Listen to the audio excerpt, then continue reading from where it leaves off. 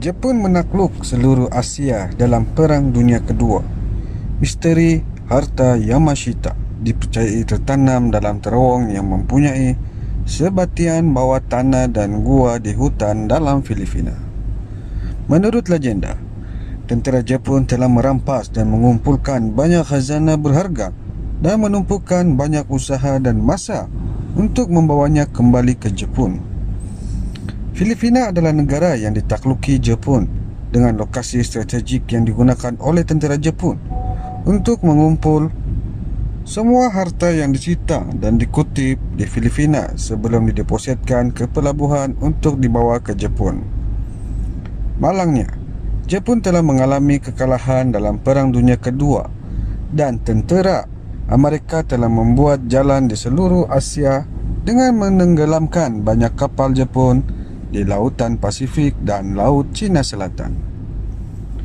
Jeneral Tomoyuki Yamashita telah diberi misi untuk menghentikan dan menyembunyikan rampasan tentera Jepun. Pihak berkuasa Jepun telah memutuskan untuk meninggalkan rampasan yang masih di Filipina dan mengarahkan Jeneral Tomoyuki Yamashita untuk merancang dan menguruskan semua harta itu. Dengan membangun terowongan dan menemukan gua terpencil untuk menyembunyikan semua jongkong emas dan harta berharga lainnya yang masih tersembunyi. Tentera Jepun dan tawanan perang yang biasanya dikera untuk membina terowong kemudian diarahkan untuk mengalihkan semua barang rampasan ke dalam gua di Filipina. Setelah semua emas dan harta berharga dipindahkan ke sana, pintu masuk ditutupi dengan bom untuk penutup yang rapi dan disegal. Semua tentera dan buruh paksa yang dikera untuk memindahkan barang rampasan biasanya dibiarkan terperangkap dan mati dengan harta yang tersembunyi apabila bom diletupkan. Jeneral Yamashita terlihat di lokasi terakhir penyembunyian emas dan harta berharta.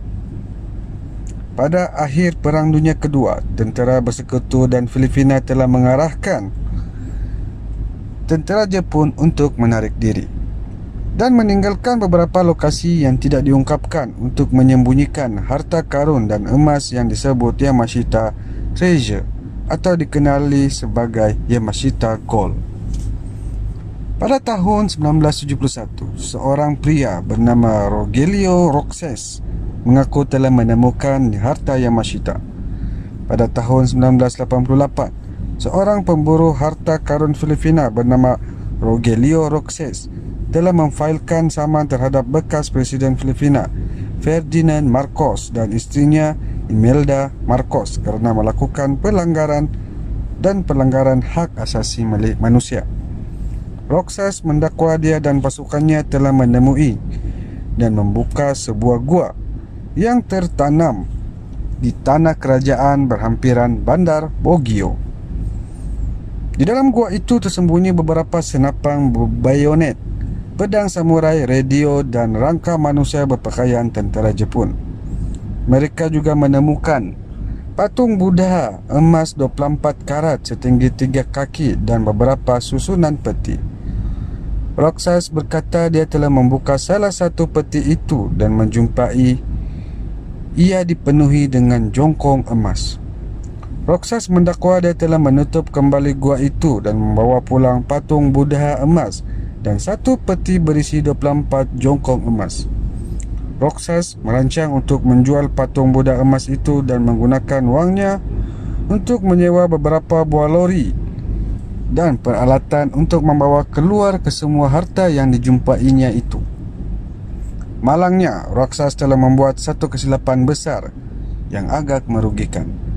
Berita tentang penemuan harta oleh Roxas telah sampai ke pengetahuan detektor Filipina, iaitu Ferdinand Marcos, yang telah menghantar tenteranya ke rumah Roxas dengan menggeledah dan merampas patung Buddha emas dan semua 24 jongkong emas tersebut. Roxas telah ditangkap dan diseksa oleh pengawal peribadi Marcos yang mahukan lebih maklumat dan lokasi persembunyian harta karun Yamashita. Roxas telah dipenjarakan dan selepas dibebaskan dia telah meninggal dunia pada tahun 1993. Pada 1996, keluarga Rogelio Roxas telah menang dalam samannya ke atas Marcos. Anak lelaki Roxas, Henry, berkongsi dengan mengatakan yang perbicaraan itu menerangkan bagaimana mendiang bapaknya telah menggembara dan menjejaki harta karun Yamashita. Selama lebih 50 tahun, beribu pemburu harta karun dari seluruh dunia telah menjejaki harta karun Yamashita di seluruh Filipina. Di media sosial, sebuah video yang dipercayai diambil oleh salah seorang pemburu harta karun. Dilihat pemburu harta karun itu sedang meneliti beberapa jongkok emas yang tersusun di dalam sebuah gua yang dipenuhi bom dan periuk api.